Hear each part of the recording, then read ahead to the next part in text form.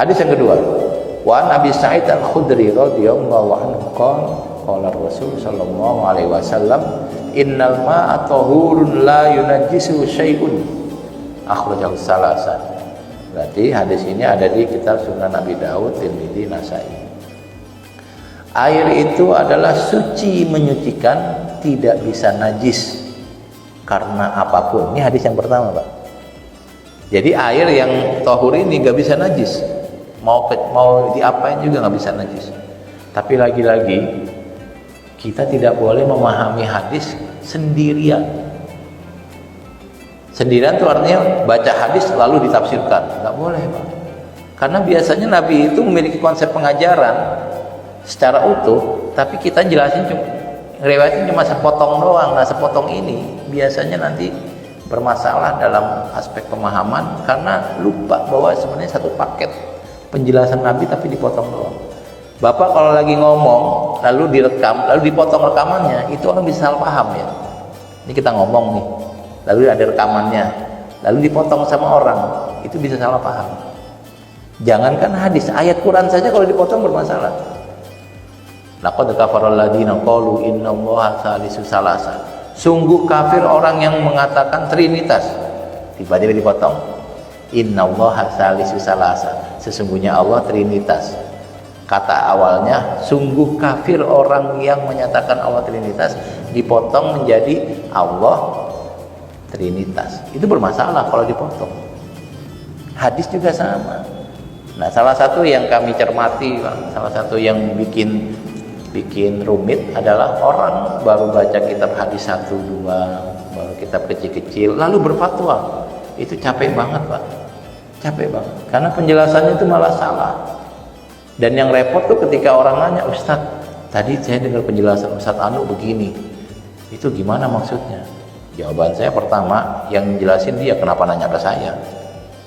Yang kedua, ya mungkin belum selesai pembelajaran. Yang ketiga, ya mungkin dia terlalu sibuk ceramah karena sudah sangat terkenal, saking sibuknya nggak sempat baca buku. Nah, itu salah satu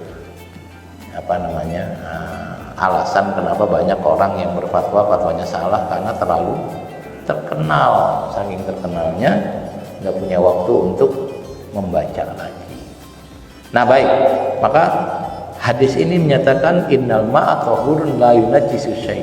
Air itu suci, menyucikan, tidak bisa kena najis apapun. Ini kalau pakai hadis satu ini selesai.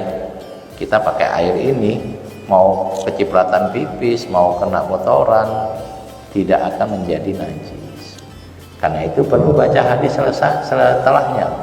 Wa Nabi Umamah Al-Bahili radhiyallahu anhu qala Rasul sallallahu alaihi wasallam innal ma'a la yunajjisu syai'un illa ma walaba ala rihihi wa ta'mihi wa laumihi. Akhrajahu Ibnu Majah wa dha'afahu Abu Hatim Ar-Razi. Hadis yang selanjutnya bilang sesungguhnya air itu tidak menjadi najis selamanya kecuali kalau kecampuran dan berubah warnanya, rasanya atau baunya. Jadi kalau Bapak punya air lalu kemudian kecipratan najis apapun itu, kalau dia nggak berubah warnanya, masih bening atau masih air seperti semula bentuknya, misalnya Bapak ambil air sawah kan butek, kena najis, nggak berubah, masih seperti air sawah, dan dicium juga nggak ada bau najisnya, dan ketika dirasa, kalau mau dirasa ya, kalau nggak juga kira-kira aja, itu nggak berubah, maka dengan najis. Tapi kalau berubah, najis. Misalnya saya nggak tahu ya, kalau settingan najis itu kan nggak enak semua contohnya, Pak ya. Mau dicontohin pipis nggak enak, jijik ya. BAB juga. Tapi taruhlah kita pakai tai cicak misalnya, ada air di gelas, kejatuhan air cicak, lalu airnya mulai ada berubah warna dikit karena airnya mulai kotoran cicaknya mulai mengurai. Nah, itu najis namanya najis karena berubah. Kalau rasanya jangan dicobain. Siapa yang mau nyobain ada kotoran?